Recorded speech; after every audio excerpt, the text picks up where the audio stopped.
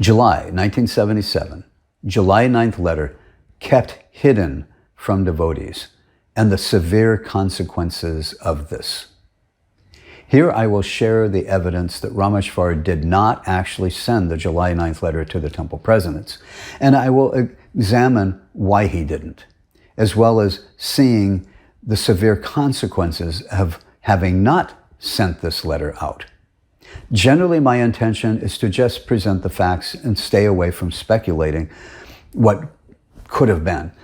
However, on some things, not all evidence is available to me. So I've had to speculate here and there as to what seems the most likely scenario based on the evidence I do have, based on logical analysis and the surrounding events, etc. And those times I've had to speculate, I have tried to be open and upfront about it and letting you know when I am quoting, provable evidence or when I'm making an educated guess about something. I try to be as careful as I can to not make any false accusations, but on the other hand, I consider it important to have a full overview of what took place.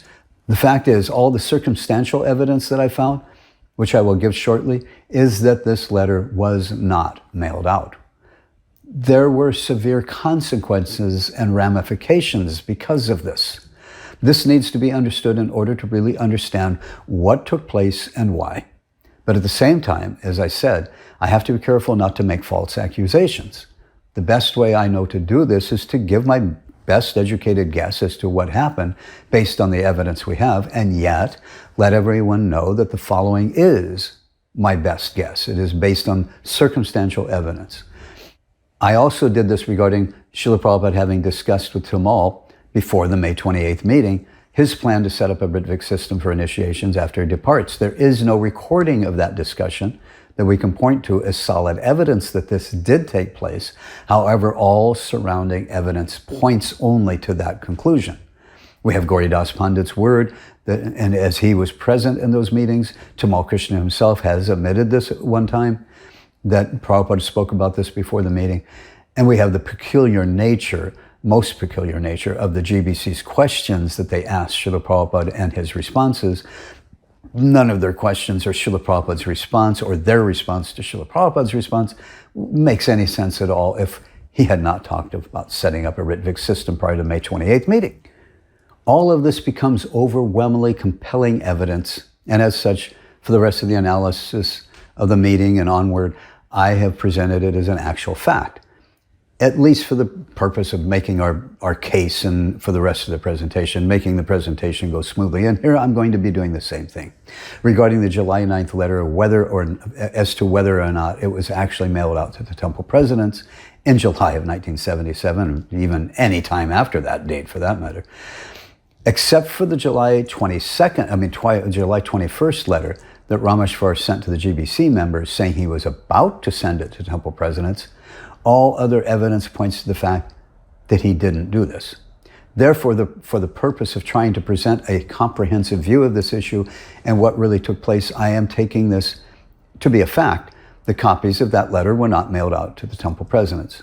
However, whether it was mailed out in July of 1977 to the presidents or not doesn't affect the other arguments we're making. It doesn't weaken our case at all. None of our other arguments are based on whether or not the temple presidents got this letter at that time or not. But now, and so why am I doing it? Well, because it does make a difference to understand the entire circumstance, the entire situation that was going on. Now, as to the evidence that I say points to this conclusion, that it wasn't mailed out, well, first, I will admit that I've only talked to just a couple of, basically two devotees, myself, who I knew were temple presidents at the time. And the fact is, neither of them had any memory of having received it, including one of them who was an adamant supporter. At the time when I asked him, he was an adamant supporter of the GBC side on this issue, and he held very strong views against the Rtvik Ras side. He admitted, though, that even as of 2009, when I spoke to him, that even by that date, he had still never read the July 9th letter. And he even referred to that letter, a letter that was requested by His Divine Grace, a letter that Srila Prabhupada signed and gave his full approval to, a letter that he spent many days, dictating. And he actually referred to that letter, the July 9th letter, as Rtvik poison. And just see how poisoned he was by the GBC's constant bashing of the Rtvik representative path, that a senior devotee would actually refer to one of Srila Prabhupada's letter as a poison? Yet he even admitted that he had not got the letter in 1977. He said he definitely would have remembered it and would have shared it with the other temple devotees at his temple. Another devotee, who was temple president at the time, told me the same thing. If he had gotten it, he would have shared it with the devotees at the temple, and he assured me he had never gotten it. Also, over the last 2 decades, I have read some articles at various times by a few other temple presidents saying that they never received the letter. So on the other side, I have never seen or heard any devotee who was temple president at the time say they had received it. Secondly, Srila Prabhupada's condition was very bad and getting worse by the day. If not in July, by late August or September, as more and more devotees came to the sad realization that Srila Prabhupada would not remain with us much longer, many of the devotees would have been concerned with who the next guru will be. All of us were concerned how things will go on after Srila Prabhupada leaves. This letter was the only letter or document that was signed by Srila Prabhupada regarding the topic of initiations. And the letter states that the 11 men would be Ritviks and that Srila Prabhupada would remain the actual initiating guru. The word henceforward is used, indicating that this was to be the system henceforward, from now on.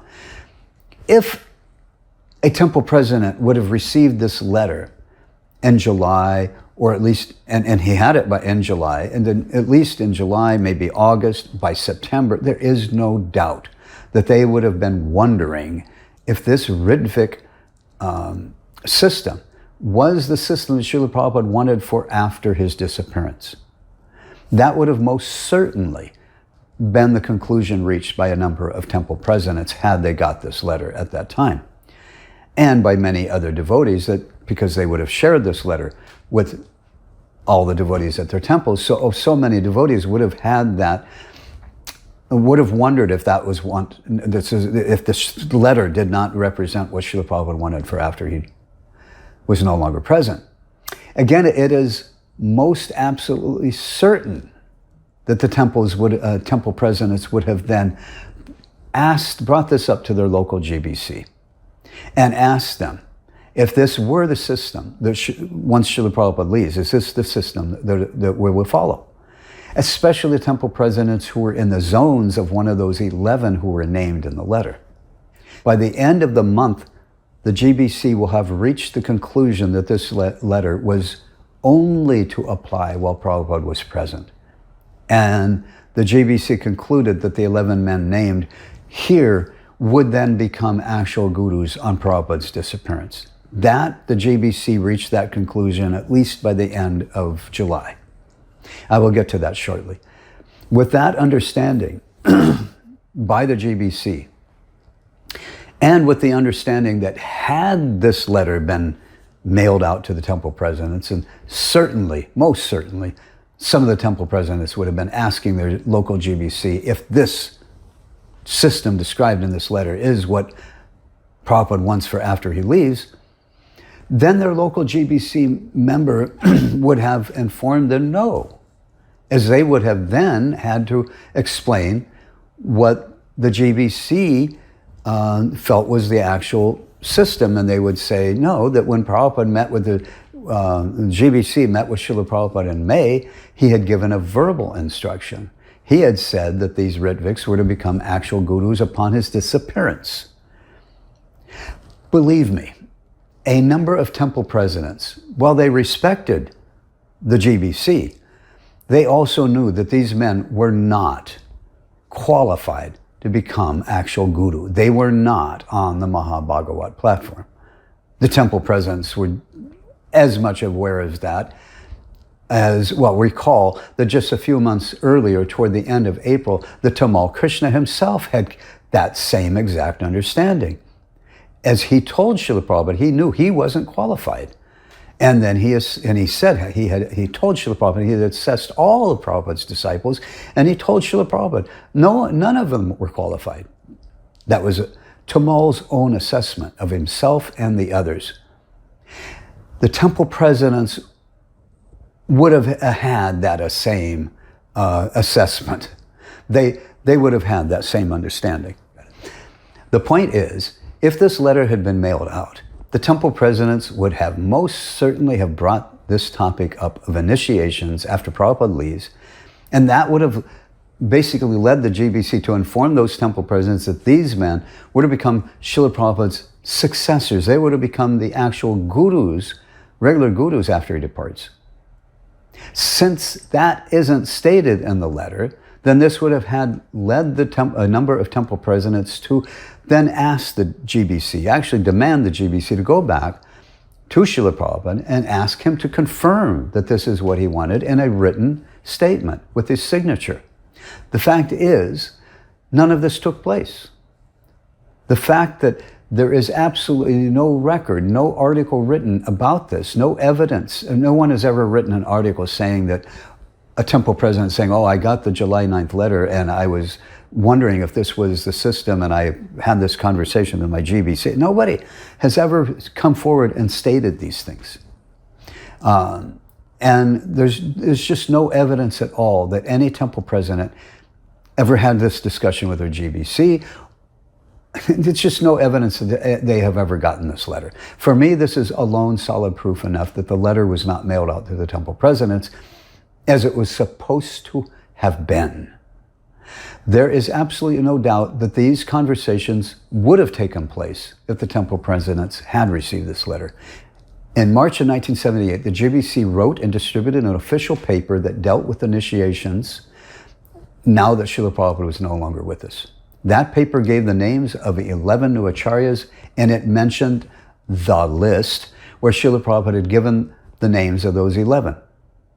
Bhardraj is a senior disciple of Srila Prabhupada, and he told me that he had asked Ramesvar, who was our GBC in LA, if he could see the list for himself. He just wanted to verify for himself that it was valid, that Srila Prabhupada had signed the list, that it came from Srila Prabhupada. Ramesvar denied Bhardraj's request, who was even more senior a devotee than Ramesvar was himself. He told Bhardraj that the list or letter was only for GBC members. Ramesvar told him that Srila Prabhupada had given the GBC verbal instructions when they met with him earlier, and those instructions weren't given in the list, only part of it was. And that if devotees read that list, they'll reach the wrong understanding. For that reason, the GBC would not let other devotees see it. He told Bhardraj that he would just have to trust the GBC. Trust? Trust is when your leaders don't keep such important instructions given by your own spiritual master away from you. Trust is when your leaders act in such a way that you know you can trust them. Trust Ramesvar? Trust the GBC? As I told in my personal story, and we'll cover later in the timeline segment, we had just discovered that after Prabhupada left, that Ramesvar and the other leading members of the GBC had just lied to all of us, to all of Prabhupada's disciples, about Srila Prabhupada's request for all of us to come to be with him in Vrindavan. After being caught lying like this, now we find out that now they're telling us that Prabhupada had appointed them to be gurus, and that they're withholding important instructions given by Srila Prabhupada about them becoming gurus. And Ramesvar is just saying, well, we'll just have to trust them. The real question was, why didn't he and the other GBC members trust us? We're Prabhupada's disciples. Why didn't they trust that we could understand what Prabhupada had said, at least as much as they could? Why weren't they open with this information and sharing all the information with us? They didn't trust us. the point I was trying to make is that it's an undisputed fact that the GBC banned access to this letter from the rank and file members, most definitely after Srila Prabhupada's disappearance. And the only way that could have been so effective is that they hadn't mailed this letter out to the temple presidents, because if they had, the temple presidents would have been sharing this letter with the rest of us. And we didn't have it. And once the GBC had rolled out the 11 new acharyas and their multi-guru system, and that letter had actually been, if that letter had actually been mailed out to all the temple presidents would have immediately had issue, even in March of 1978, and made their issues known, because the GBC were saying in their official paper that Srila Prabhupada had ordered these men to become actual gurus. But of course, the July 9th letter doesn't state that. He only appointed them to become Ritviks. Obviously, the temple presidents would have brought this whole issue up early in 1978. But again, none of this occurred. And the only reason it hadn't is because this letter was never mailed to the temple presidents in July. Other evidence that the temple presidents never received the letter is that during the Zonal Acharya years, many insane things were going on, and temple presidents were becoming more and more fed up with the whole farce. They were demanding the GBC reel in the gurus, and who had become, like tyrannical dictators in their zones, and worse even. Many of them were falling down and committing sinful activities, and they were still being worshipped in the temples as pure devotees. If the temple presidents would have had access to the July 9th letter, and during those times, they would have made the point that in that letter, Srila Prabhupada had only named them to become Ritviks and not gurus. That argument was never made until later, in the mid-1980s, when copies of this letter, along with Srila Prabhupada's other letters, were clandestinely smuggled out from the BBT archives, and copies were slowly passed around to other devotees. So it wasn't until devotees finally got access to this letter did those arguments begin to form, because they were based on this letter. Prabhupada had only named them to be Ritviks. The obvious point being that if the letter had been mailed out, these arguments would have been made while Srila Prabhupada was still present, and not 10 years after he departed. All of this evidence, direct and circumstantial, points to one conclusion in this regard, and that is that this letter had not been mailed out to the temple presidents in July of 1977. For all these reasons, and from now on in the presentation, I am stating that as an actual fact. So why make such a big deal about this? Because we have to have a full grasp of this issue, and one needs to know all the related events and circumstances that form the decisions on both sides of this issue. If the GBC had chosen to not send the letter out, as I said, all evidence points to that fact, and that is the stand I'm going to be taking, or am taking, then why didn't they? On July 21st, Ramesvar wrote to the other GBC members and told them that he was about to send the letter out to the temple presidents, yet all evidence shows he never did. I have no way of knowing if the original decision to not send it out was Ramesvar's alone, or if other GBC members contacted him and convinced him not to do so. It doesn't really matter who, but to me it makes more sense that it was Ramesvar's decision, because this sounds a lot like what took place in Prabhupada's last month with us. If you have already watched my personal story, you will remember that Ramesvar told me that it was his original idea to keep devotees from hearing Prabhupada's request when he asked that all disciples come and be by his side. If you haven't watched that yet, you need to. Click on the link, tap on the link, whatever. And I will also cover this when we get to the appropriate timelines in October and November, but not as in much detail as I did in my personal story. But because I want to highlight the similarities between the decision to keep the July 9th away from the rank and file devotees and that incident that took place between October to November, I will give brief highlights here. In mid-October, His Divine Grace made a humble loving request and asked that all his disciples come to Vrindavan to be with him. Ramesvar was convinced that this request by Srila Prabhupada would have wound up totally destroying ISKCON. And so he decided he had to take action in order to, in his own words to me, what he said, save ISKCON. Yes, to save ISKCON from none other than Srila Prabhupada. The reason for his decision and actions was that he had seen some Sankirtan book distributors. 2 of them showed up in Vrindavan. And because in a few months the Christmas marathons would start, he was concerned that if all the book distributors came, if they left their temples and they came to Vrindavan just to be with Prabhupada, that the temples wouldn't have the money, the income to pay their mortgage payments, and all the temples would be foreclosed on by the banks. He had already come to this conclusion. And so he had already come to the conclusion that he had to do something to keep devotees from leaving the temples and coming to be with Srila Prabhupada. He reached that conclusion before he learned of Srila Prabhupada's request. The next day or so, when he learned that Srila Prabhupada requested, he wanted all his disciples to come, Ramesvar's mind had already been made up that this could destroy the movement if the book distributors all left their services. So he considered this request by Srila Prabhupada to be just a really, really bad. He already feared the temples could be lost if all these Sankirtan devotees came, and now he thought, if the devotees hear Srila Prabhupada's request, then for certain this would destroy ISKCON.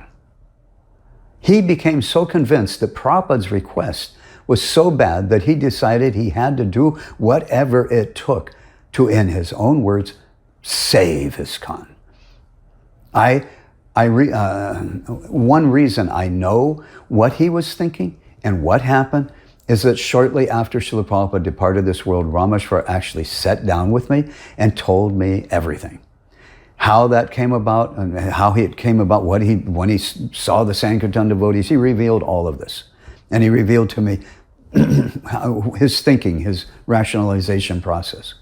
I explain all that in my personal story. So Ramesvar told me that he knew most devotees wouldn't listen to him if it was just him asking everyone not to go to India. So he decided the only way he could convince everyone not to come was by lying to us, by telling everyone that it was Srila Prabhupada who requested that we not come. That was just the total opposite of what Srila Prabhupada had requested.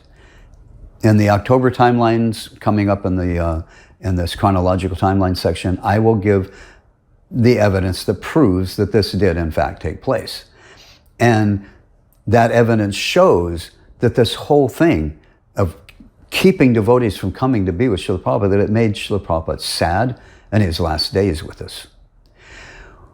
When someone makes such bad decisions as this, as Ramesvar and the other GBC men, because it wasn't just Ramesvar's, he said it was his original idea. He discussed it with Tamal Krishna, who approved the idea. They met with other GBC men because they knew it had to be coordinated with other GBC. So it was a number of GBC men who agreed to Ramesvar's original idea.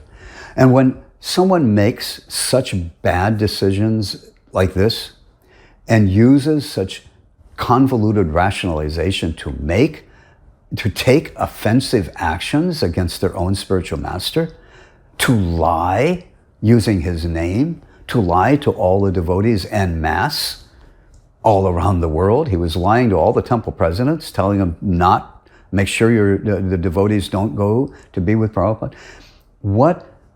When somebody does this, thinks like this, takes this rationalization, and that mentality and mindset and such rationalization and thinking wouldn't all come together for just one incident.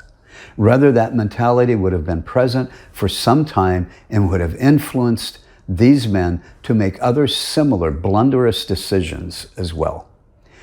And it is for this reason that since the July 9th letter was in Ramesvar's hands as of in July of 21st, and he was possibly within just hours of mailing it out to the temple presidents, Because of the similarities, I'm thinking that it was most likely Ramesvar who came up with the idea first that this letter should not be sent out.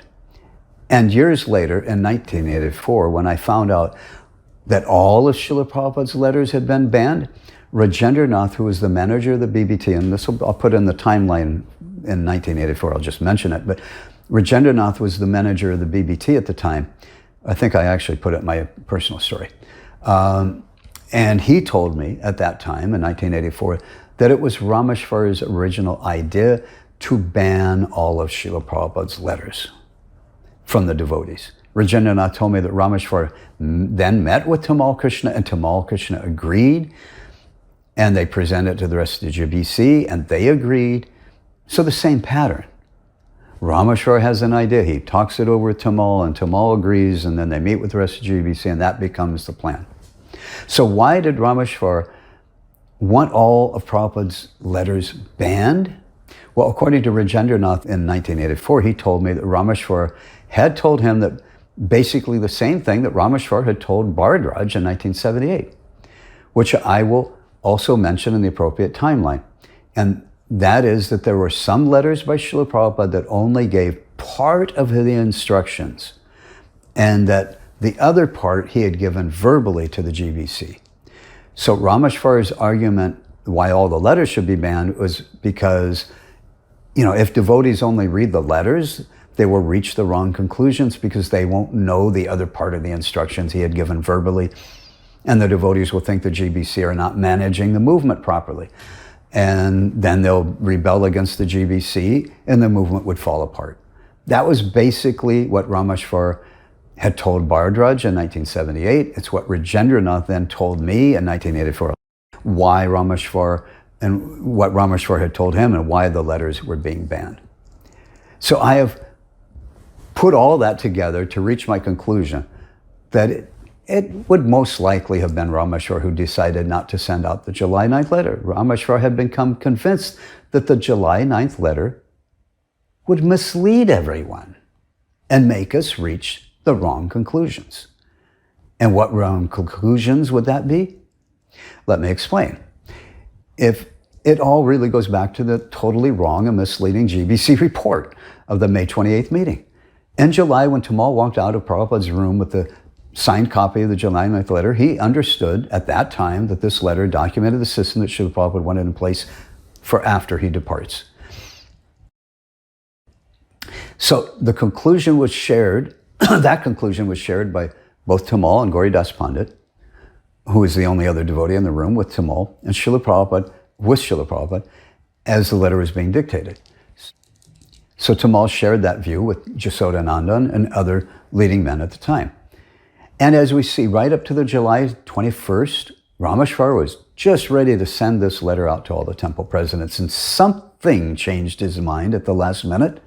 Recall what I said about the official GBC report of the May 28th meeting? That report was the only information the GBC members had for determining what system Srila Prabhupada wanted in place for after he departs.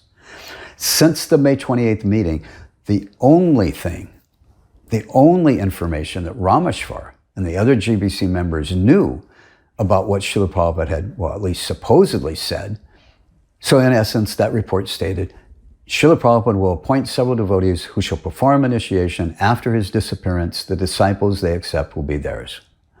This was the only thing the rest of the GBC were anticipating after May 28th.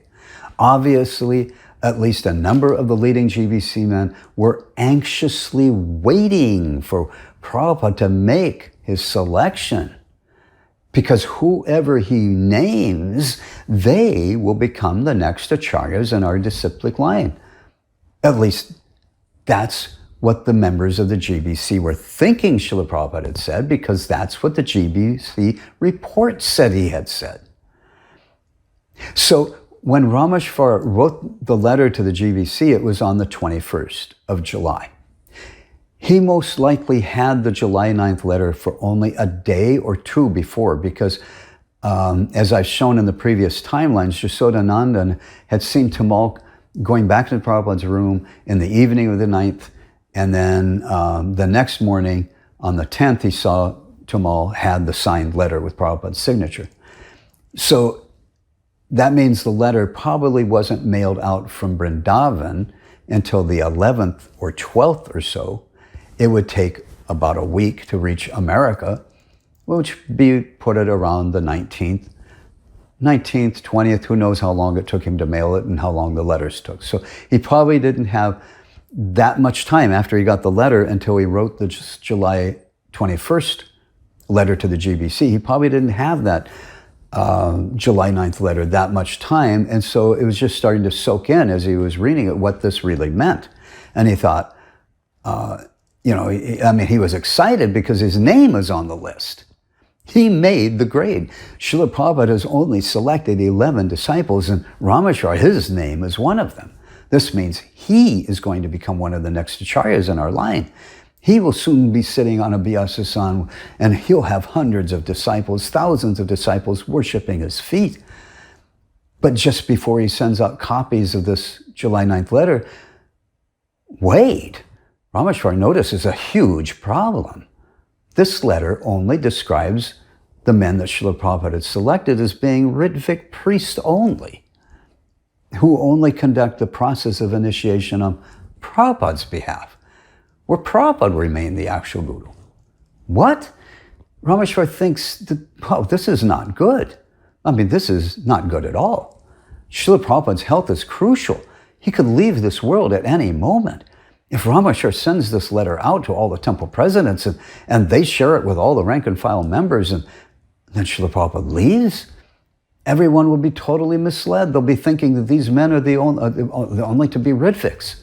The only thing the GBC can do is show them the GBC report. They didn't have anything from Srila Prabhupada in writing. So why will devotees accept these men as actual gurus?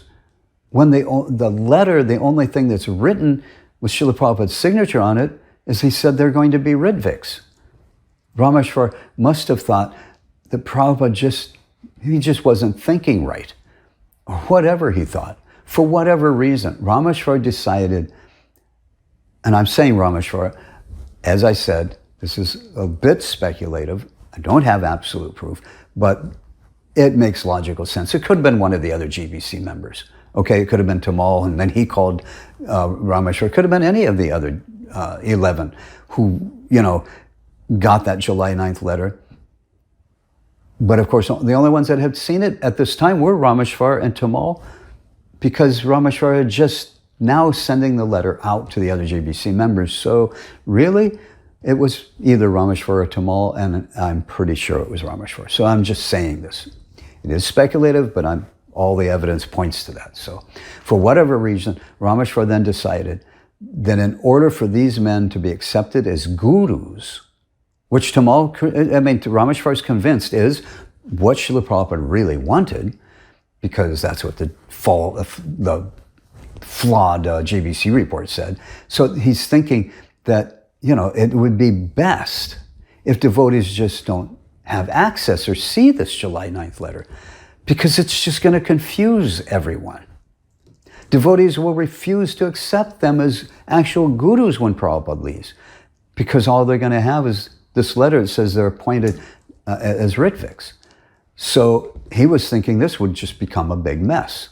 And in order to avoid such a mess and make it easier for them to manage and take up the role of becoming gurus, Ramesvar decided just not to send the letter out to the temple presidents. At some point, he would have had, to contact Tamal and run this by him. And when Tamal came out of the meetings with Srila Prabhupada with the signed letter in hand, he had told Jasonandan that this Ritvik system was what Prabhupada wanted for after he leaves. And that, of course, is what Gauridas Pandit understood as well.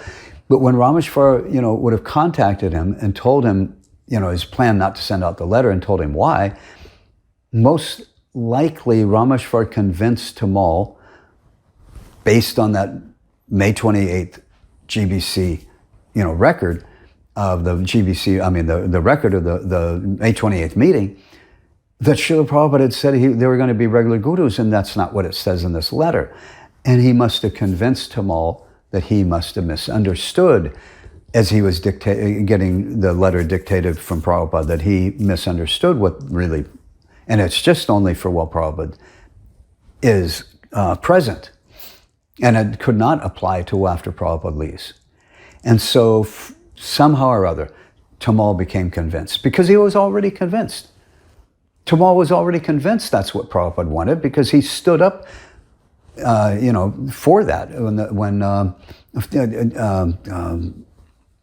Satsarup had approached him to ask to have something done in writing, so go back to Srila Prabhupada and have it done in writing, have him write something, sign something, stating that the people who he's going to name will become regular gurus. And Tamal refused, because he was so adamant that he clearly understood what the GBC port had stated. So when Ramesvar tells him, no, you must have gotten it wrong on July 7th, 8th, and 9th, when Prabhupada was dictating this letter, and Tamal must have just, I must have. And what that means is that Tamal was mistaken one way or the other. He was either mistaken about what he had thought Srila Prabhupada had said on May 28th, meaning he was wrong about Prabhupada's, when Prabhupada said that he would soon select men who will be regular gurus. Tamal was either mistaken about that, or he was mistaken about what Srila Prabhupada said while he was dictating the July 9th letter. And, one way or the other, he was mistaken. So he might as well pick the side where he becomes the actual guru, right? That probably influenced him to accept that he was mistaken about the July 9th letter. Because if he's mistaken about that, well, then he'll become an actual guru. So anyway, I'm just going to throw that out. It's purely speculative. But note in Jasodanandan's diary for July 10th, when Tamal comes out of Prabhupada's room and shows Jasu the letter, he tells Jasu that, Jasu asks, Jasodanandan Swami asks, what does this all mean? And Tamal Krishna says that devotees have been writing to Prabhupada asking for initiations, and now Prabhupada has named the 11 Ritviks. They can initiate on his who can initiate on his behalf, and he said others can be added. Yashodanandan asked, and when Prabhupada departs, Tamal says, there'll be Ritviks. That's what Prabhupada said. It's all on tape. So, as I said, that all on tape is something Gauridas Pandit has said for past 4 decades, as I have already mentioned this, because he was the one, his duty was to hit the record button and make sure the tapes were being recorded. So he says he knows there were multiple meetings and they all had tapes. So where are those tapes? And that's been a big question. Tamal Krishna, and I'm just going to throw this out there, because a lot of devotees have pointed to Tamal, since it was his service to mail those tapes to the Bhaktivedanta Tape Ministry, which was also located at the Los Angeles Temple.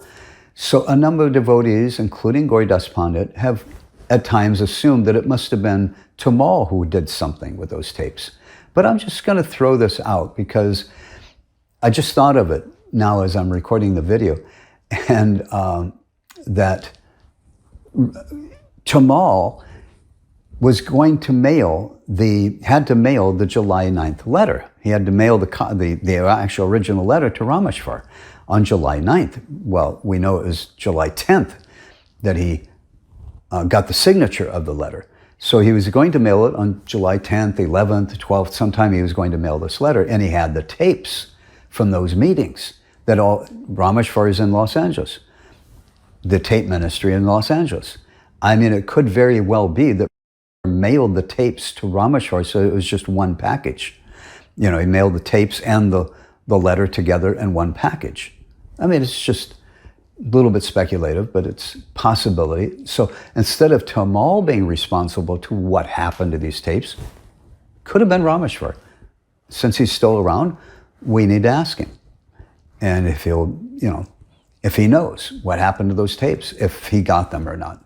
And it makes a little sense, because that way they're both in Los Angeles. That way Tamal would only have to mail one thing out instead of 2 things, go to the post office and make one trip, just one package, be done with it. So We don't know if those tapes are still existent, if they got hidden somewhere, or if they were destroyed. I mean, if Ramesvar is thinking that this letter was such a bad idea that it shouldn't be sent out because devotees might get misled, might he have also thought about the same thing about the tapes as well? Anyway, it's speculative, so that's all I'll say on it for right now. But let's go back to what I was saying, that it was either Ramesvar or one of the other GBC, probably Ramesvar or Tamal, who decided that this letter would create confusion, that it would mislead devotees into reaching the wrong conclusion. So what did it also mean not to send this letter out to the temple presidents? What it means that those GBC men who decided not to send it were deciding to disobey Srila Prabhupada's order, because Srila Prabhupada had requested that this letter be sent to the temple presidents. So this act of not sending out the letter was also an act of disobedience to Srila Prabhupada. What they were thinking is that it was Srila Prabhupada and his letter, his instructions in that letter, that would mislead all of the devotees. What was really misleading, who really misled us, was these men's disobedience to Srila Prabhupada. That is what really misled all of us. What really misled us is these GBC's men, the GBC men's thinking that Srila Prabhupada's letter would mislead us. They're thinking that Prabhupada's letter is going to mislead us. That is what misled us. Their thinking, their actions. Instead of going back to Srila Prabhupada and asking him to sign a written statement that he wanted that these men become the actual gurus on his disappearance, instead they decided to handle this themselves. They thought the best way to handle this is just by disobeying Srila Prabhupada and just keep this letter to themselves and not send it out.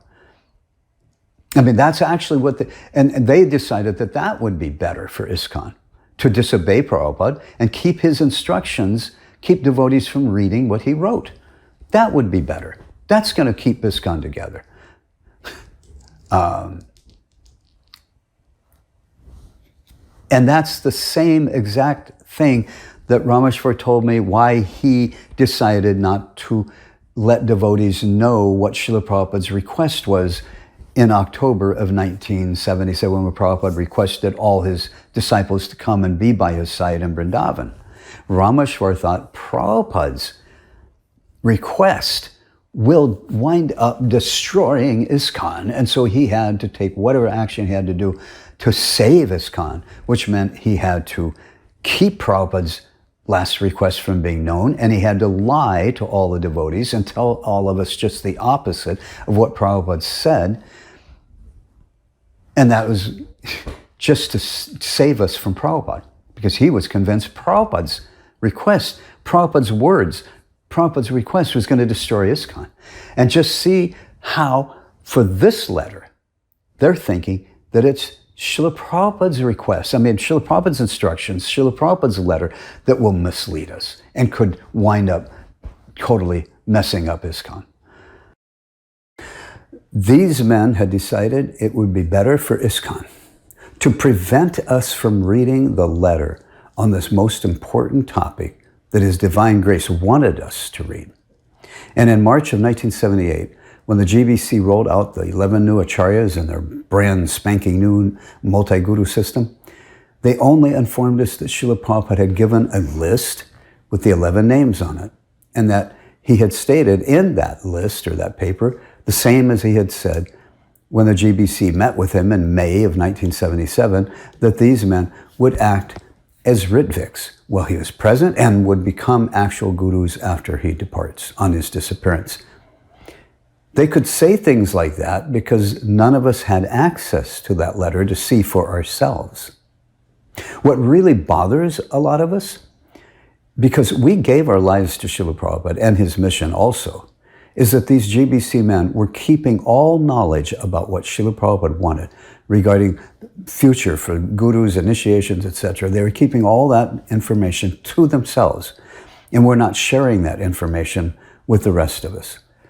Since May of 1977, the GBC, at least they thought they knew, that Srila Prabhupada would select men who would become the next gurus. But they didn't share that information with even the temple presidents. Then in July, they decided that the 11 men listed in this letter were to become gurus when Srila Prabhupada departs. And again, they came to that conclusion, but they didn't share that with anyone outside of the GBC. They didn't share any knowledge about any of this with the rest of Prabhupada's disciples. They wait until Srila Prabhupada has already left this world, and then in March, three and a half months after he departs, in March of 1978, they just spring it on all of us. Surprise, everyone. Guess who Prabhupada selected as the next acharyas? He selected us. Oh, he did that back in July. We just didn't think you needed to know this until now, months after he left. And even then, in March of 1978, they still refused to share this letter with us. Instead, they would wind up banning all of Srila Prabhupada's letters. And their very act of deciding not to send this letter to the temple presidents was nothing less than their blatant disobedience to Srila Prabhupada. That is how these men dealt with this issue as it was unfolding in 1977 and for many years later. And yet they have had the audacity to declare those who support the Rtvik Ras path as being fallen and disrespectful of their leadership and decisions on this matter. When we learn the real facts of what really took place, the GBC has been the ones who were disrespecting Srila Prabhupada's leadership and his instructions. Just so you get the real sense of how bad their actions were, let me review again the situation and circumstances of Srila Prabhupada's authoring this letter. By July, Srila Prabhupada was extremely weak. From the audio recording that was made on the 7th of July, we can hear he takes long pauses, is coughing up phlegm. He's simply just very weak. From a search of the database, we find that for the entire month of June in 1977, Srila Prabhupada signed only one letter, and that was to Ambarish Das Prabhu. In the month of July, he signed only 2 letters. The first was a letter to the postmaster in Vrindavan dated July 4th, in which Srila Prabhupada gave his signature authorizing Tamal Krishna to accept all letters, parcels, and money orders that were sent to Srila Prabhupada. And the second letter that he signed in July was this July 9th letter. And in the month of August, there is only one letter that Srila Prabhupada signed, and that was to the U.S. Embassy as Srila Prabhupada was preparing to make a trip back to the U.S. As we can see, he was only signing the most important correspondence needed. There were other letters that Srila Prabhupada had asked Tamal to write, and Srila Prabhupada, but Srila Prabhupada didn't sign them. But the letters I just mentioned were the only ones that Srila Prabhupada signed during that period. And as I've made a point to document, he spent a number of days and many meetings with Tamal Krishna as he very carefully crafted this letter such that it stated exactly what he wanted it to. Considering the seriousness of his health and condition, we must give consideration to the time and effort that Srila Prabhupada made to have this letter written. And, very important to note, this letter contained the exact information about this issue that Srila Prabhupada himself wanted that the temple presidents, he wanted them to know and understand the information, the instructions that he gave in this letter at that time in July of 1977. That is important to take note of. The information in this letter that His Divine Grace spent days on to make sure it stated exactly what he wanted it to state. He did this over many meetings to assure that this is what he wanted the GBC and temple presidents to know. This letter appeared so bad to these GBC men that they decided that no one outside of the GBC should be allowed to see it in order to protect the movement from being misled by Srila Prabhupada. I mean, that's what the facts tell us. That is why they first of all did not send the letter out. They decided to keep it to themselves. And then later they just banned all of Srila Prabhupada's letters. And here's the point, because they did it because the May 28th meeting was wrong. But even though that was wrong, it did not, they misunderstood it. But that does not give them the right to ban Srila Prabhupada's instructions. And that act by itself was a big red flag. They should have understood this is wrong. What we're doing is wrong. Prabhupada wrote this letter. This is what he wanted everyone to read. Why would it be banned? Why are we banning it? Hey, we need to go to Prabhupada and straighten this out. Instead, they thought they'll just handle it themselves. And how are they going to handle it? We'll just ban what Prabhupada said. We just won't let devotees know what he said. It came to in March where they wrote this paper, and we'll just say that he said the same thing in that letter as he said in the May 28th meeting, that these men were going to become regular gurus. He didn't say that in the May 28th meeting. That was a wrong. The GBC report was wrong. But he did not say that in this letter. And they just made that up.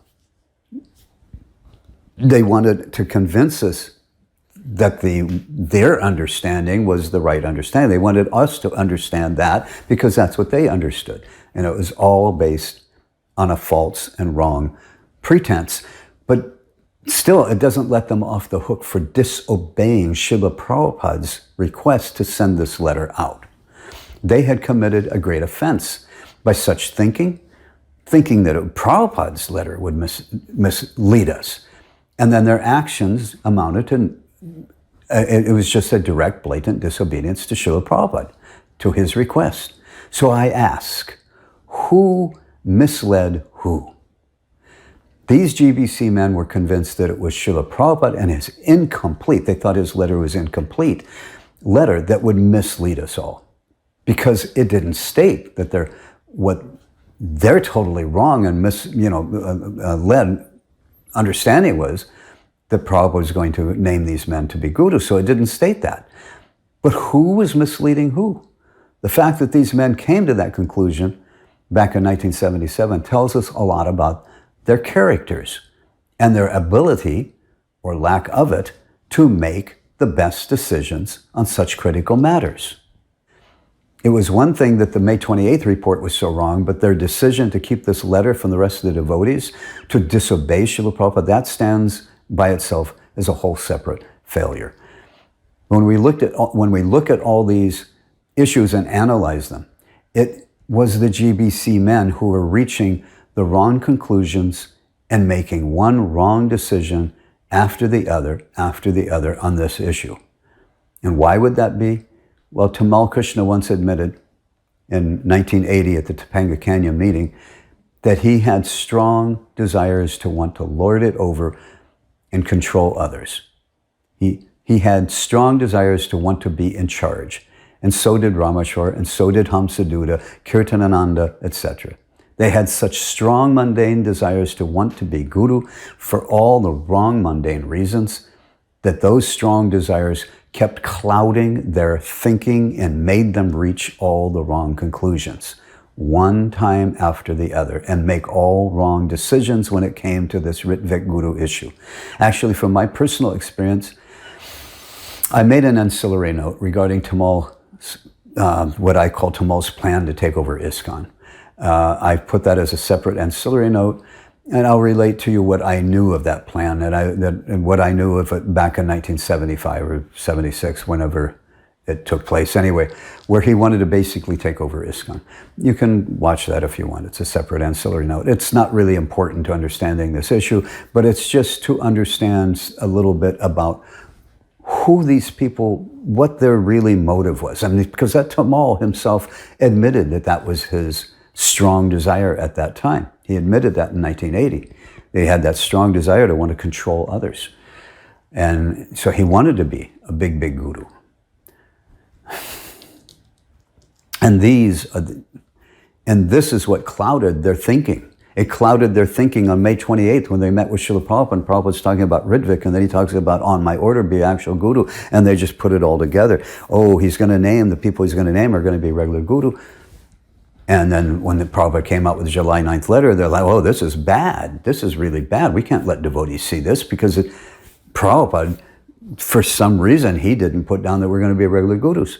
Instead of going back to Prabhupada, asking him to sign something to that effect, they just thought they'll handle it themselves. And they handled it, and by handling it, they decided they'll disobey Prabhupada. They'll disobey his instruction, and they won't send this letter out, and they'll ban Prabhupada's instruction because they saw Prabhupada's letter as being destructive to ISKCON. And that's the basis. These are the men who made these decisions to started taking us down this multi-guru path. That was their mentality. That's the way they justified things. And that's what they were willing to do, to disobey Srila Prabhupada, to put forward what they thought, instead of just going back to Prabhupada and asking him. And these are the men who took us down the wrong path. And that's what I was wanting to point out here. But it's just to give an idea of what the character of these men was like. And that's why so many of us knew they weren't qualified to become gurus when Prabhupada left or afterwards. Prabhupada never ordered them because they weren't qualified.